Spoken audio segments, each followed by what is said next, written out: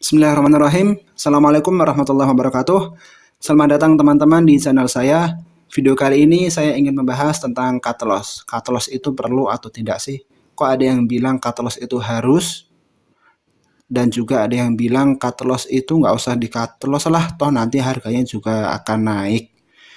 Dan video kali ini akan membahas perihal tentang cut loss. Tentunya menurut pandangan saya pribadi. Silahkan tonton video ini sampai selesai. Sebelumnya saya ingin mengajak teman-teman untuk klik tombol subscribe karena dari channel ini teman-teman insya Allah akan mendapatkan berbagai macam tips dan juga nasihat tentang saham. Terutama saya sendiri juga retail. Saya pernah merasakan apa yang teman-teman rasakan, yaitu saya pernah merasakan loss dalam, dan di video kali ini di channel ini saya ingin berbagi kepada teman-teman, jangan sampai teman-teman merasakan apa yang saya rasakan. Dan silakan klik tombol subscribe. Lanjut, sebelum menjawab pertanyaan tentang cut loss itu perlu atau tidak, terlebih dahulu saya ingin mengajak teman-teman untuk diskusi, yaitu sebelum teman-teman masuk atau entry ke sebuah saham, pastikan teman-teman sudah terlebih dulu tahu arah tren sahamnya itu, apakah trennya naik atau trennya turun atau trennya sideways.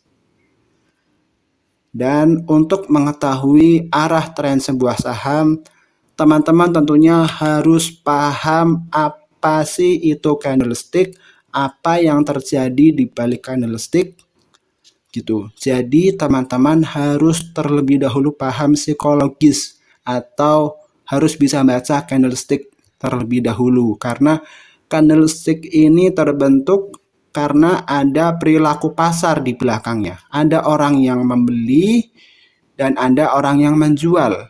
Lebih dominan mana? Apakah orang membeli itu, orang yang membeli saham tersebut itu lebih dominan, ataukah orang yang menjual saham yang lebih dominan? Sehingga terbentuklah ada candle positif dan ada candle negatif.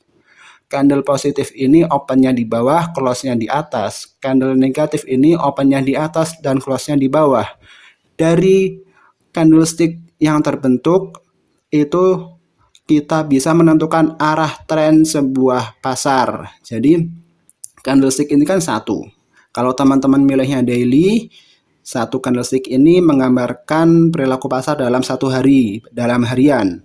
Kalau menit ya dalam menitan, dan berbagai macam susunan candlestick ini kan satu candlestick, kemudian ada banyak candlestick tersusun. Susunan candlestick itulah tren sebuah saham. Dan tren sebuah saham ini bisa untuk kita memperkirakan arah tren ke depannya. Apakah trennya akan naik, harganya akan naik, ataukah harganya akan turun. Jadi pastikan teman-teman paham terlebih dahulu candlestick ini. Selanjutnya, saya juga ingin teman-teman tahu tentang higher high dan lower low. Jadi, intinya, kenaikan sebuah saham itu tidak seperti jalan tol yang mulus, lurus, tanpa jalan berlubang, bukan. Tetapi, saham itu akan naik. Kenaikan sebuah saham itu pasti melalui proses higher high, higher low, higher high dan higher low, begitu seterusnya.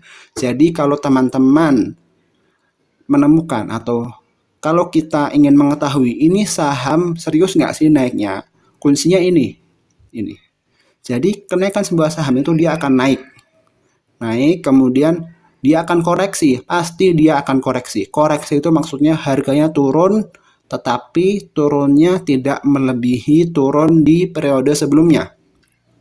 Harga sahamnya naik, kemudian koreksi, lalu harganya naik lagi. Kenaikan di periode setelahnya itu lebih tinggi ketimbang kenaikan di periode sebelumnya. Itu namanya higher high.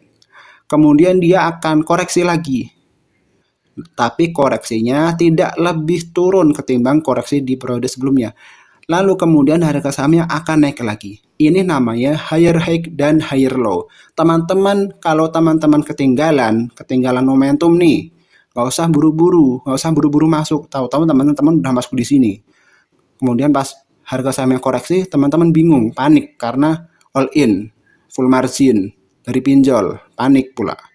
Cut loss rugi pula tanpa mengetahui hal ini. Nah, makanya teman-teman harus mengetahui hal ini. Kalau teman-teman melihat atau teman-teman ketinggalan momentum, udah tahu-tahu udah di atas nih harganya, nggak usah panik, dicek dulu besoknya. Tunggu aja koreksi. Saat koreksi baru boleh masuk ke situ, asalkan harga sahamnya tidak turun melebihi harga pada periode sebelumnya. Ini kenaikan sebuah saham. Begitu juga penurunan sebuah saham itu juga sama. Saham yang turun itu nggak langsung cus ke bawah, nggak. Apalagi bursa kita ini kan peraturan ARB maksimal 7% per hari. Jadi saham itu akan turun itu pasti dia membentuk lower low. Misalkan setelah sahamnya naik membentuk higher high, kemudian dia turun. Tahu-tahu turunnya ke sini nih. Jadi turunnya melebihi turun di periode sebelumnya. Ini namanya lower low.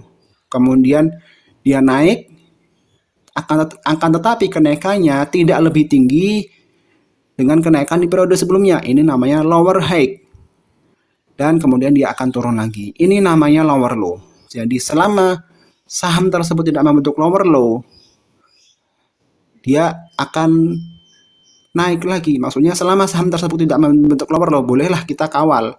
Tapi kalau sahamnya sudah membentuk lower low, saatnya kita take profit. Kalau sudah profit, kalau belum profit, silahkan cut loss sebelum dikarungin lebih dalam lagi. Kemudian selanjutnya, cut loss perlu atau tidak sih cut loss itu? Jawabannya adalah sesuai dengan kondisi market dan juga kondisi teman-teman sendiri. Juga kondisi keuangan teman-teman dan kondisi psikologis teman-teman. Ini dia tujuan teman-teman datang ke Bursa Efek Indonesia. Apakah untuk scalping harian atau swing? Gitu. Jadi setiap maksud saya kalau kita mau scalping ya cara menyikapi ini ya berbeda dengan kalau kita mau swing. Apalagi kalau niatan kita scalping cepat seperti Pak Bukti Sutikna gitu. Jadi kalau misalkan scalping, tinggal teman-teman cek aja candle menitan. Kalau harganya turun melebihi lower low, maksudnya turun melebihi garis support, silahkan di cut loss. Tapi kalau ternyata turunnya koreksi wajar, tidak membentuk lower low, boleh dipantau atau boleh dikawal dulu gitu. Kalau mau average down silahkan, tapi saya sendiri tidak menyarankan average down karena harga turun itu belum pasti, tapi kalau harga naik itu kemungkinan kepastiannya lebih tinggi. Maksud saya lebih suka average up ketimbang average down karena kita nggak tahu turunnya sampai kapan. Tapi kalau naik kemungkinan dia akan terus naik gitu. Kemudian kalau scalping harganya naik, tinggal teman-teman lihat candle menitan. Kalau candle menitan membentuk higher high, boleh dikawal dulu. Tapi kalau kenaikannya tidak membentuk higher high, ya boleh untuk take profit gitu. Tapi ini pada candle menitan karena kita mau scalping cepat. Kemudian kalau harganya sideways, harusnya kita jangan masuk di harga yang sideways, di saham yang sideways. Kalau saya seperti itu, saya tidak akan masuk ke harga yang sideways. Saya akan masuk ke saham kalau dia breakout resistant. Gitu teman-teman ya. Dan saya akan cut loss jika harganya turun dan membentuk lower low. Gitu. Kemudian kalau kita swing, tinggal kita lihat candle daily. Kalau harganya turun jam 14:50 ternyata harganya turun. Kita lihat dulu. Kalau turunnya membentuk lower low, boleh kita cut loss. Atau kalau profit, boleh take profit. Gitu. Sebelum turunnya lebih dalam lagi. Tapi kalau ternyata turunnya itu tidak membentuk lower low, turunnya hanya koreksi wajar, membentuk higher low, ya sudah, kita sabar dulu. Gitu. Kalau sudah profit, boleh ditunggu. Kalau masih minus, boleh di hold dulu. Gitu. Kemudian kalau harganya sideways, ya silahkan. Gitu. silahkan sesuai dengan profil resiko teman-teman. Kalau teman-teman siap menanggung kerugian sekian persen dan teman-teman siap menanggungnya, boleh teman-teman kawal dulu. Tapi kalau teman-teman bagi teman-teman itu kelamaan, ya boleh cut loss. Toh uang tahu kenaikannya itu kapan. Uang kita itu uang dingin atau uang beku atau uang panas. Jadi silahkan teman-teman sesuaikan dengan profil resiko teman-teman. Gitu. Pak Bekti termasuk yang cut loss, salah prediksi, salah rencana cut loss karena beliau scalping cepat. Pak Fir Abdul Jamal nggak usah cut loss, toh nanti juga akan naik karena Pak Fir sudah bilang tradinglah dengan uang dingin dan dipisahin harus 9 RDN dan juga apalagi ya begitulah, karena Pak Fir itu kan sudah memberi berbagai macam tips yang style Pak Fir jangan cut loss ya. Begitu, memang itulah namanya saham. Masing-masing orang memiliki profil resiko masing-masing dan memiliki psikologis yang berbeda. Jadi cut loss ini perlu atau tidak? Pertama, sesuai dengan kondisi style teman-teman. Kalau style teman-teman scalping, ya berarti perlu. Tapi kalau stylenya swing, silahkan dicek candle harian. Begitu menurut pandangan saya. Maka yang paling penting adalah tradinglah di saham yang uptrend. Kalau teman-teman scalping di saham yang uptrend, ternyata nyangkut kena guyur bandar, teman-teman masih punya kesempatan di hari esoknya barangkali harganya naik karena sahamnya uptrend, belum membentuk lower low. Gitu. Tapi kalau teman-teman swing di saham yang uptrend, tahu-taunya harganya turun, teman-teman floating loss, teman-teman bisa tenang dulu karena harga sahamnya uptrend dan tidak membentuk lower low. Maka inilah yang paling penting. Sebelum trading, sebelum bursa dibuka, silahkan teman-teman siapkan nanti mau trading di saham apa. Jangan sampai teman-teman terkecoh dengan running trade yang berjajaran 1 lot, 2 lot, 10 lot, 20 lot, berjajaran terus, kemudian transaksi di saham itu, trading di saham itu yang itu tidak direncanakan. Bahkan teman-teman tidak melihat posisi candle hariannya. Ternyata candlenya downtrend, jangan sampai. Maka tradinglah di saham yang uptrend. Saya beri contoh saham yang uptrend.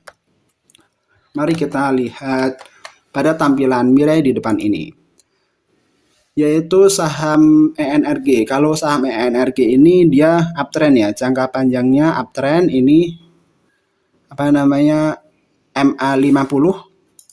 MA50-nya naik ke atas ya teman-teman ya. Ini uptrend.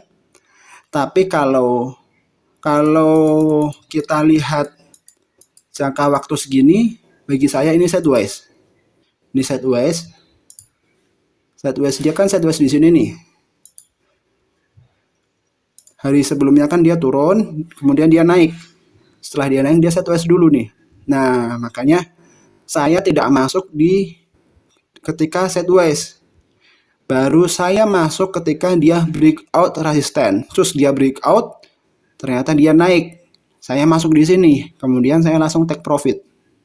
Gitu. Dan alhamdulillah hari ini saya profit di saham ENRG ini karena dia juga open sama dengan low, sesuai dengan yang diberikan ilmunya oleh guru kita Pak Fir Abdul Jamal.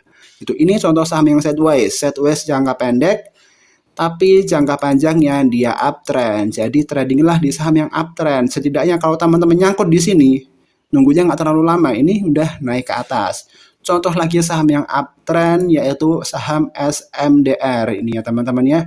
Dia dari sebelumnya awal 2022 harganya 1.000, sekarang udah 3.000. Nah, gitu. Jadi sebelum trading dilihat dulu sahamnya uptrend atau downtrend atau sideways. gitu. Dan tradinglah di saham yang uptrend ya teman-teman. Nih, salah satu contoh saham yang downtrend. Ini di sini ya. Ini sahamnya downtrend kan. Saham slash ini downtrend. Ya kalau teman-teman trading di sini nggak mau cut loss, ya udah. Misalkan nyangkut di sini nggak mau cut loss, ya harus siap nanggung resiko loss di sini.